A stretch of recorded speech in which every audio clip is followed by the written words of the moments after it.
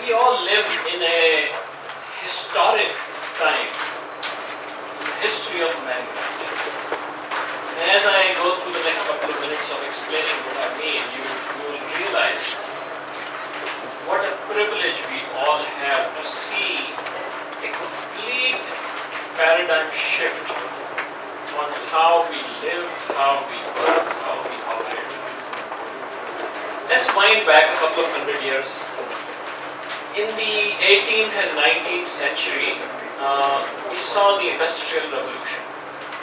And the concept of Industrial Revolution was to increase the productivity using mechanized means.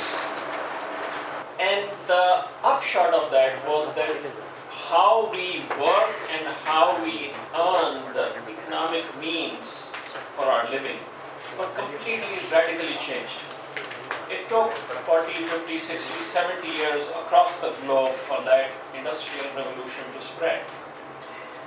And then came agricultural revolution. Some of you may have read Malthusian theory of population, where he argued that the population will grow geometrically and food supplies will grow arithmetically, and therefore the world is going to face food shortages. Well, today we all know that that did not turn out to be true. Why did it not pan out, thankfully? Well, in the early 20th century, we saw the beginnings of an agricultural revolution. Through mechanized means of farming, through use of specialized fertilizers, and ultimately through genetically modified seeds. And that process went on for 50, 60 years and now is close to maturity. In the last 20 years, the lifetimes of all of us sitting here, we've seen yet a third revolution, complete paradigm shift. Just like the industry and the industrial revolution went through a complete paradigm shift on how we work and earn and make our living, the agricultural revolution went through how the food is to be provided to everybody. In the last 20 years, there was yet another facet of our lives that was completely changed, which is how do we get information? How do we connect with each other? How do we find out? How do we communicate? And let me tell you, the reason we really live in a very unique time frame today, all of us, is that we are on yet another revolution that's going to completely change the paradigms. Completely. And broadly speaking, you can call it IoT, you can call it technology revolution, distinct from information revolution. What is this going to do? This is actually going to cut across every facet of our lives. I can say with very little doubt in my mind that our grandchildren will be living in a world that will be very, very different from what we see today. In the way we work, in the way we earn, in the way we live, in the way we communicate, every aspect of our lives. And how is that going to become possible? It's going to become possible because of IoT, because of a new revolution that is upon us, technology revolution. That is a very broad subject, and that's clearly not what I'm going to talk about today. I'm going to talk about what is happening in the energy framework around the world, and then bring down a little bit renewables, and then specifically Pakistan. Why that subject? First, didn't really have much of a choice. That is what the subject is. But second, please do remember that as technology changes our lives, the need for energy becomes paramount because technology runs on energy. And unless we change the way we produce, transmit, measure, and consume the energy, we may actually start having bottlenecks. So it is extremely important to understand what is the future of energy, what are the trends globally, and what is happening in Pakistan. And within that framework, what are the things that we can do as far as energy is concerned, whether we are an entrepreneur, whether we are a technology expert, or anybody else associated with that field generally. So with that preamble, let me start with what does the global energy projection look like? Now, before I go too far, I need to make a distinction because here most people either don't understand or confuse energy with electricity. Primary energy is all primary sources of energy. And some of that gets converted into electricity, so it becomes a secondary source of energy, which is used for all the machines, everything that we see today. This chart is a chart prepared by World Energy Council about 7 years ago. Every 10 years they come out with projections for the future. And this projection, done in 2009, shows what World Energy Council expects the energy mix, the primary energy mix in the world to be. What is it today? What is it going to be in 2020? What is it going to be in 2030? And what you will notice, I know the colors may not be as clearly visible, especially back there, but what you will notice is that the bottom is coal. And then you have the red, which is oil, then you have the purple, which is gas, and then everything else above that, nuclear, hydro, biomass, renewables. So what is obvious, strikes you very quickly, is that even as far as 2030, and frankly the trend doesn't really change very much, coal, oil and gas continue to be by far the dominant primary sources of energy. By far. Coal and gas are about the same, coal and oil are about the same, gas may be a little bit less. And the slices for the renewables are really not that large, even out in 2030. And if we were to project this out, which I'm going to show you some slides later on, the trend really doesn't change too much. This is primary sources of energy. Now, here you see the breakdown. Again, what you see is that in 2020, of all the different primary sources, you'll see that the fossils, which are those three, oil, gas and coal, they form 76% of the primary sources in 2020. And over time, as we run this projection out, you'll see that, let's say by 2025, all the way up to 2050, the number declines marginally from 76%, it may go down to 70%, may go down to 67, 68%, but not below that. With this in mind, the paradigm in the energy sector globally, paradigm shift that has come about in the last few years, is that now there are three things that are talked about together. It is no longer an energy dilemma, the supply or the cost. Now it is availability of energy, now it is affordability of energy, and now it is sustainability of energy. And why sustainability? Because as we run out these projections, we see that the fossils continue to have by far the largest share in the future. And therefore, if we don't change our habits and move towards sustainable use of energy, sustainable production of energy, we may actually start having collateral effects, global warming and the like, which actually result in some serious detrimental impacts on us. So with these three background slides, let me run through some basic trends that are happening in the globe today, in the energy sector broadly, not electricity, energy. As I said, that all projections show that by 2050, the primary sources of energy, more than 70% will still be fossil fuels. Coal, gas, and oil. Natural gas amongst these three is the fuel of choice because it is cleaner than the other two. And by 2030, it is expected that it will become second only to oil. Right now, coal is ahead of it, it is number 3, but by 2030, it is expected that it will be oil, gas, and then coal. Coal is abundant and is cheap and will continue to be used. but its share will flatten out and eventually slowly start declining.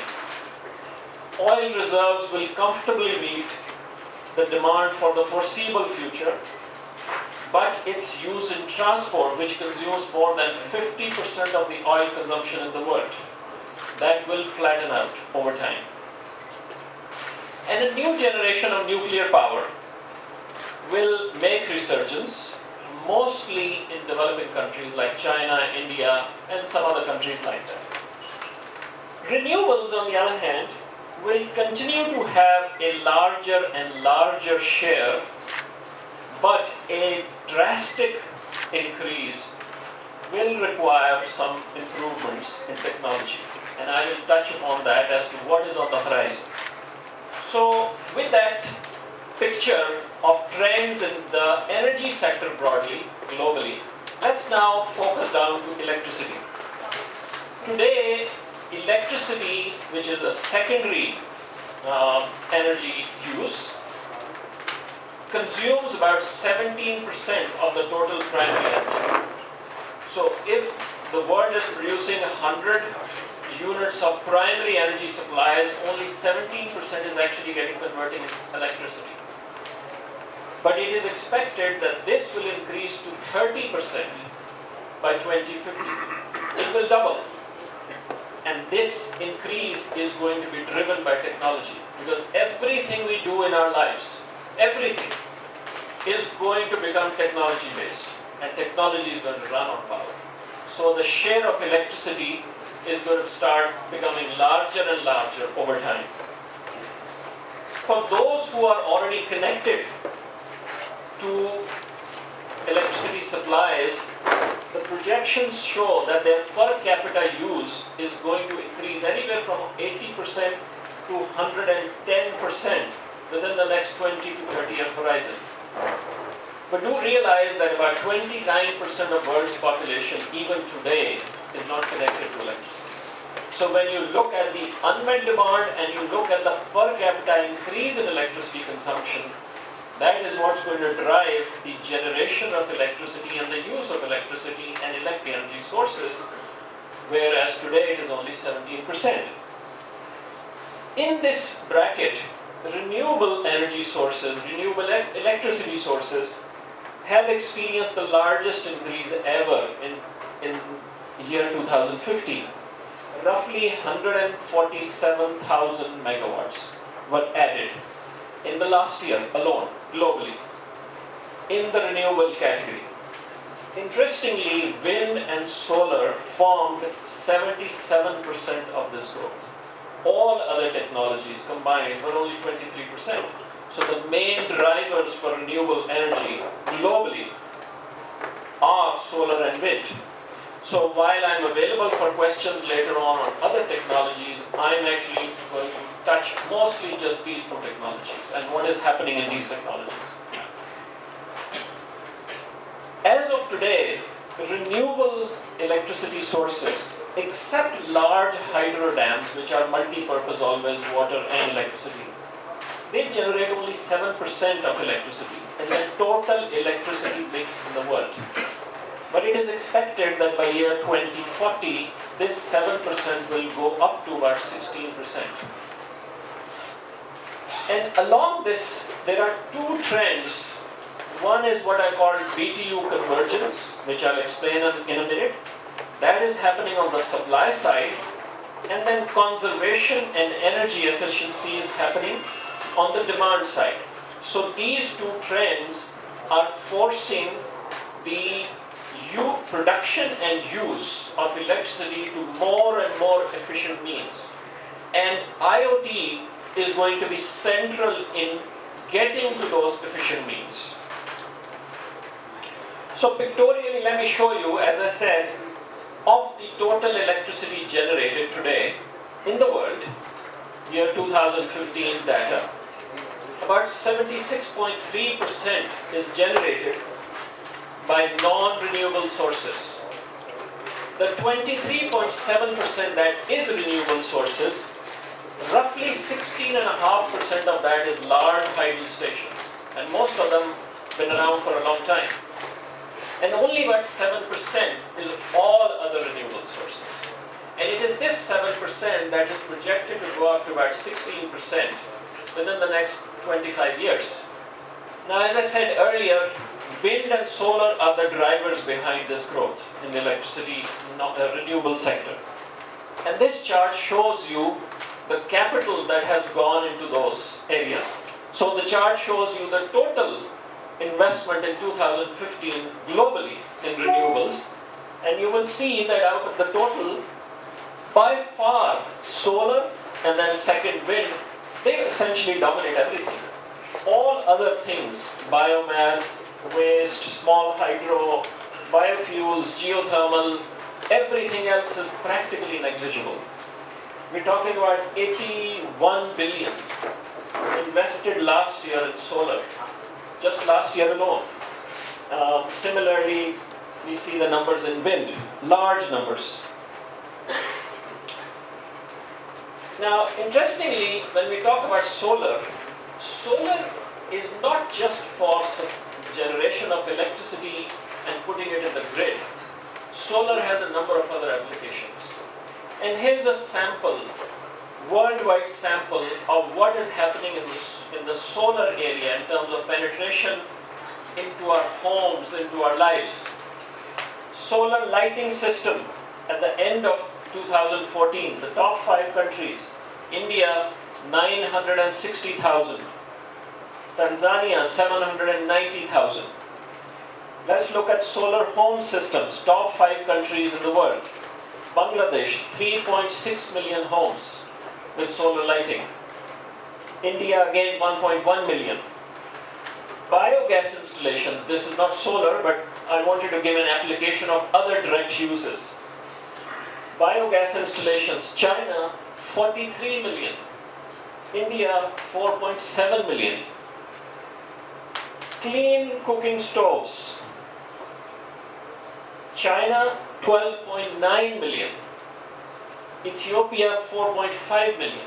So there are direct applications of certain technologies that are growing at incredible pace. You don't have to convert these renewable sources into electricity and then feed them into the grid. They can be directly used also in some cases. So with that said, let me try to summarize a few things. What is different about renewable energy?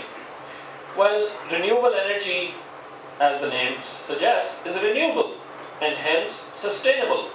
So of the trilemma I presented to you right at the start, energy security, energy sustainability, affordability and availability. Sustainability is guaranteed because it's renewable. So now you're talking about affordability and availability. Because there is no fuel to buy per se, you have wind, you have sun, you have water which is free. Biofuels, biomass, yes, there is some price sometimes. But as a result, there is really no transport of fuel. And there is no foreign exchange for developing countries to import those fuels. And unlike the past, the costs of these technologies have declined quite dramatically to a point where in many cases they are actually very competitive and they can compete with the other conventional sources. But what are the negatives for renewable energy? Broadly speaking, first, it may not be available all the time. Certainly wind and solar and to a lesser extent hydel may not be available all the time. Whenever it's available, that's only when you generate the electricity. And therefore, you cannot rely on it to provide your base load of electricity unless some storage means are developed. And I will focus on that a little bit later. The conversion efficiencies of these technologies are still low. They are improving every day, but they're still low. And as such, there is a lot of room for technological improvement, not just on the IoT side, but even on the hardware side. And then finally, renewable resources are location-based. You have wind at a particular location. You have high radiation at a certain location. You have water at a certain location. That is where you have to convert it into electricity. And that may be very far from where your use is of that electricity. So you may have to transport it through transmission lines. And if you do that, naturally there is some cost to that. So with those things said, let's briefly touch upon what is the future for solar and wind. What is going to happen in these areas in terms of the ideas that are being discussed, and then I'll conclude with some broad thoughts of what are the possibilities for the future. First, in the solar area, there are new materials and coatings being developed for the PV technology every day. Today, the most advanced are what are called CIGS rather than pure silicon. We're talking about cadmium, indium, gallium, selenium combinations. Then we have a technology called PERC, which does aluminum oxide coating. Then we have a dye stain technology. These are all variations from the basic PV technology, which are improving the production levels. Then we have a new field which is trying to capture wider wavelengths for the PV. Then we have in solar thermal, just to recap, solar basically is two distinct different technologies. There's what's called photovoltaic, which converts the light of the sun into electricity. And then there is solar thermal, which converts the radiation, the heat of sun, into steam and use that to make electricity. In the solar thermal area, there are new plants that are coming up where they store heat in molten salts. And as a result of that, they can actually run their plants 24 hours. So essentially during the day when the sun is shining, you capture the heat, you use that heat to melt some salts that melt around 500 degrees centigrade. You treat that as a heat sink, and then you take heat out of that through heat exchanger and run a conventional power plant 24 hours a day. There are about 5 plants like that in operation in the world today. But a lot of improvement coming in that technology. Then we actually have a new idea, which is really experimental at this stage, which is combining the two. You have the sun rays that are falling at a particular place, they both have the radiation as well as the light. So trying to combine the two technologies and use the same location and actually enhance the production. And then finally, as I touched on briefly, more and more direct applications, DC applications. So rather than first generation, generating DC electricity from PV, converting it to AC, sending it through the grid, and then using AC appliances, more and more appliances are being developed that run directly on DC. And as a result, you actually reduce a lot of the losses that happen in the process. But the most promising area is really storage technology. And I'll spend a couple of slides on that. Because if we can crack the code on storing electricity, then basically whether it is wind or solar or a few other technologies like that that are not available all the time, and we can make them available 24 hours a day, that is really when we have a complete paradigm shift on how do we generate our electricity and how do we use it. But when we talk about storage technology, there are really two fundamental decisions we have to look at. First, what kind of time period are we looking at? Are we talking about hours of storage or are we talking about days of storage? And the second is, are we talking about electricity storage or are we talking about energy storage? And with those two paradigms, those two different matrices, you'll see that there are multiple options today being worked on. And they, in my opinion, are going to be deciding the future of renewable energy globally. Before I get to the storage technologies, let me just touch on wind for a moment. Wind is considered to be a reasonably mature sector today. And the only cause of improvements in metallurgy, the unit sizes of each wind turbine are becoming larger and larger. We started with a few hundred kilowatts commercially available systems. Now the largest single wind turbine is up to about 5.5, 6 megawatts. But in order to do that, you need to have better metallurgy, because you're really talking about very large distances in terms of heights to be able to sustain larger wind forces. So the improvement in the wind technology is happening, but slowly, and it is coming through metallurgy. The other improvement that is happening is interestingly through software.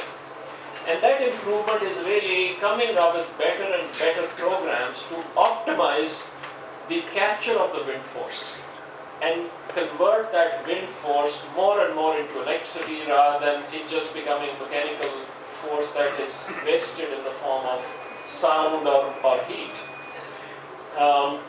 Then we have a very interesting trend, there's really nothing new technologically, that you have solar PV stations now being put up on wind farms, either on the masts themselves or on the ground.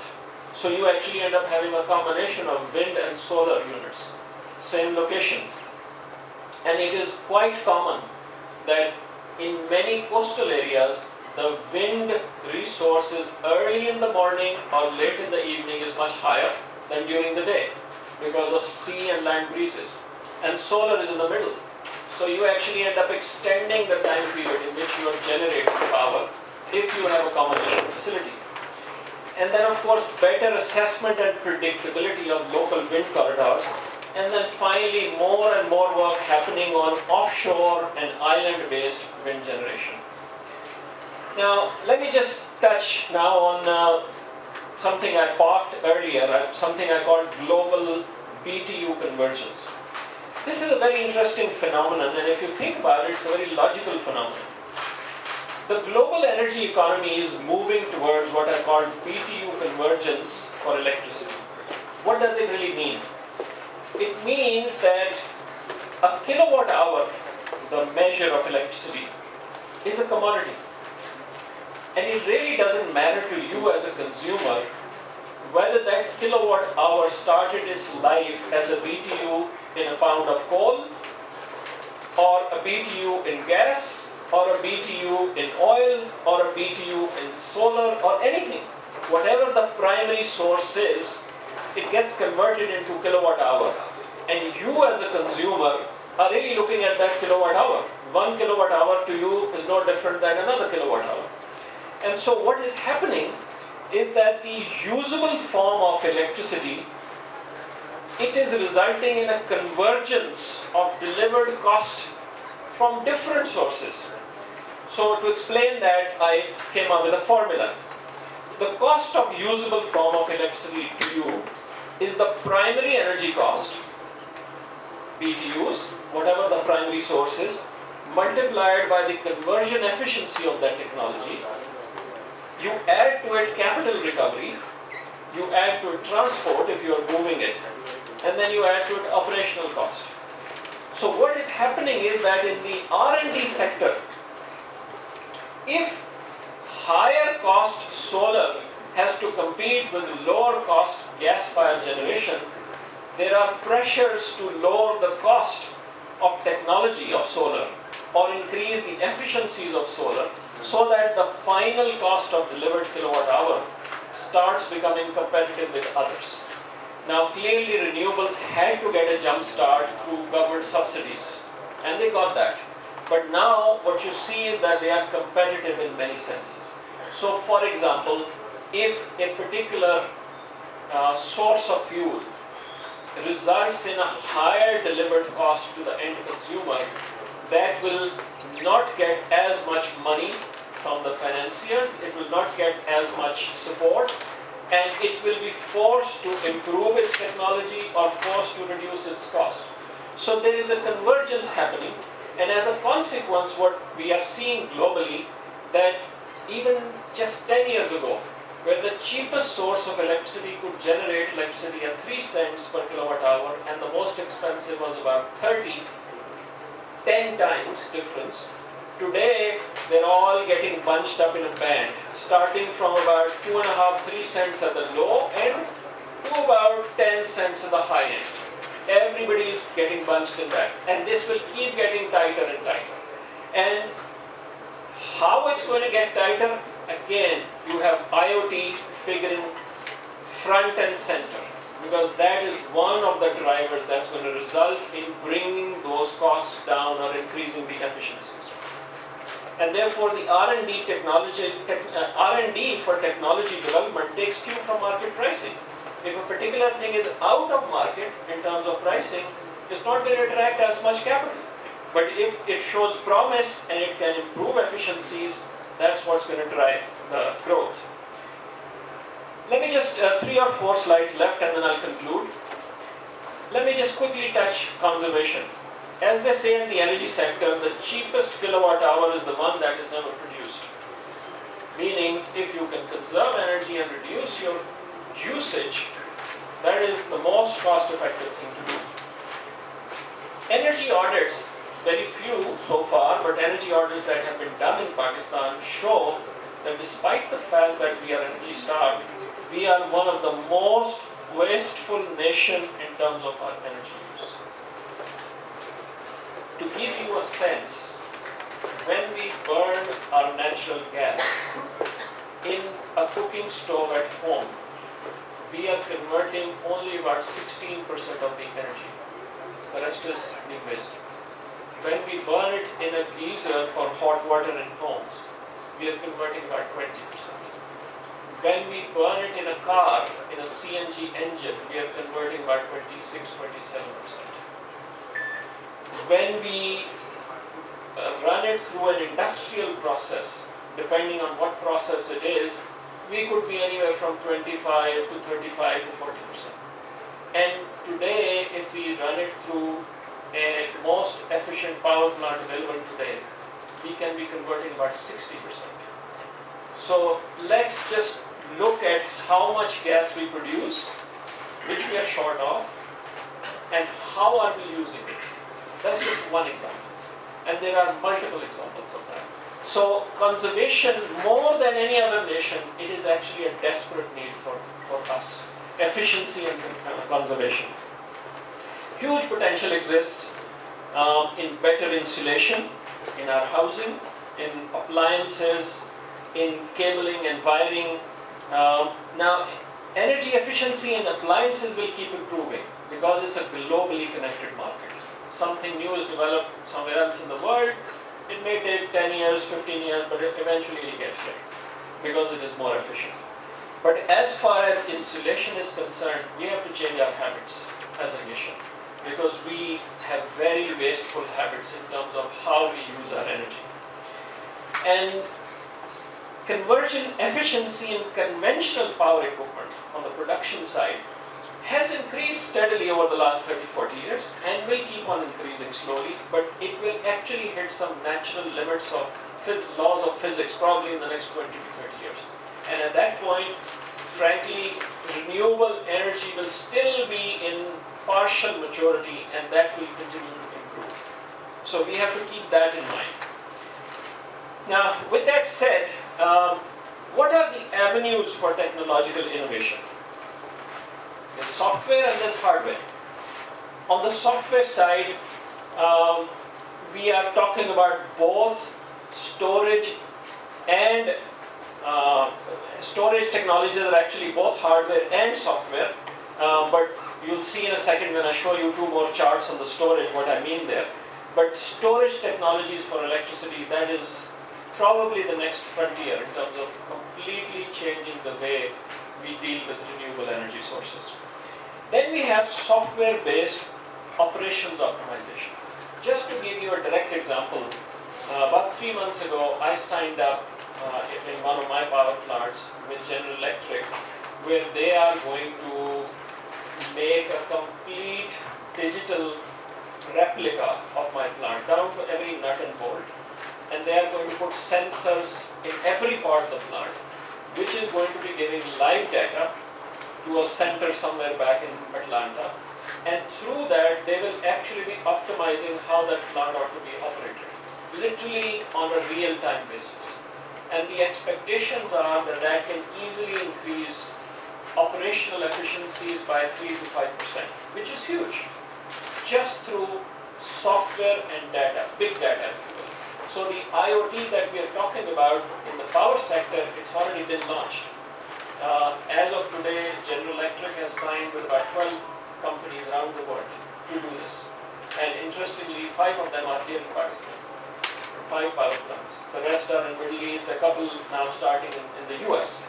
So this is real, this is happening today, this is not somebody's idea, it is actually being implemented. Maybe Rev 1, but it is being implemented. Then we have conservation technologies. I briefly touched on it since I'm out of time, I'll not go too much into it. We have remote sensing and control technologies.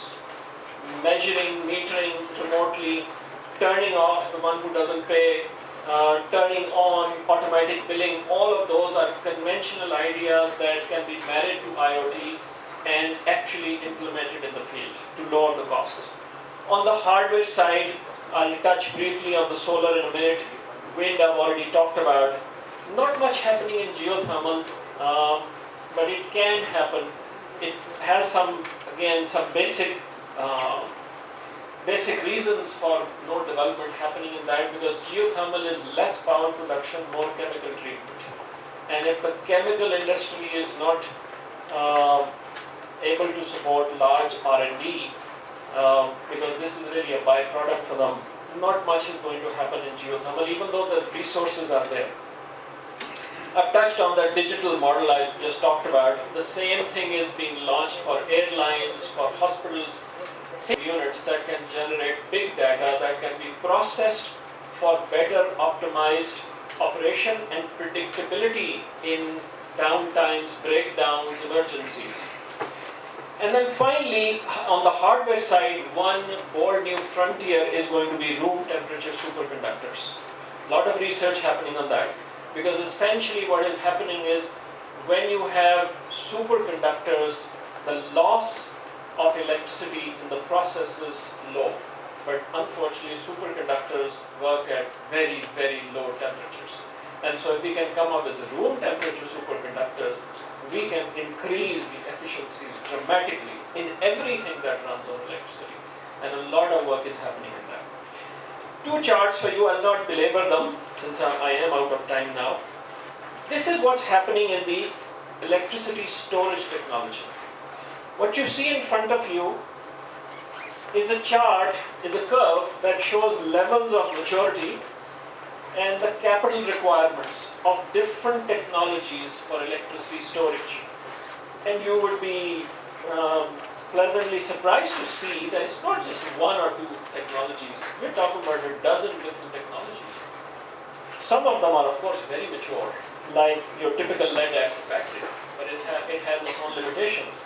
And below that, you'll actually see something called pumped storage hydro. This has been around for 100 years, since the advent of electricity. And this is actually 99% of storage of electricity today in the world. And in simple terms, what it is, it's actually not electricity storage. It's converting electricity into gravity, potential storage. So when you have excess electricity, you pump water up to a reservoir, and when you're short of electricity, you let it run down and generate electricity.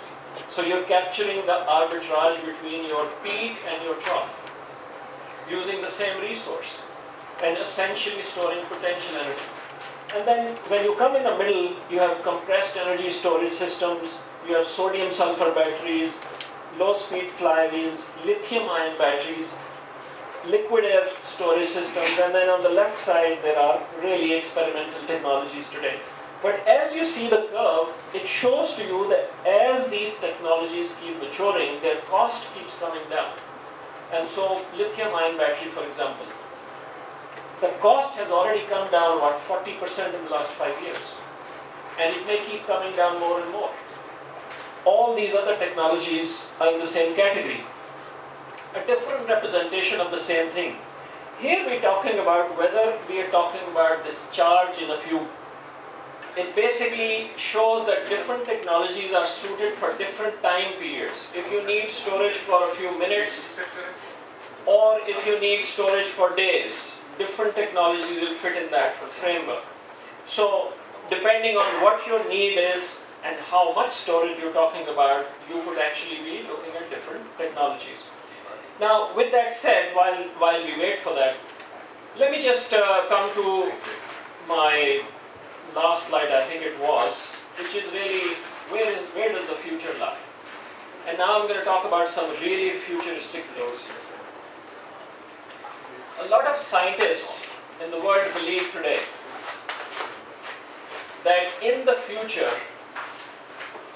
electricity will be produced in the space, solar-based electricity will be produced in the space, beamed down to the world as microwaves, and converted back from microwaves into electricity.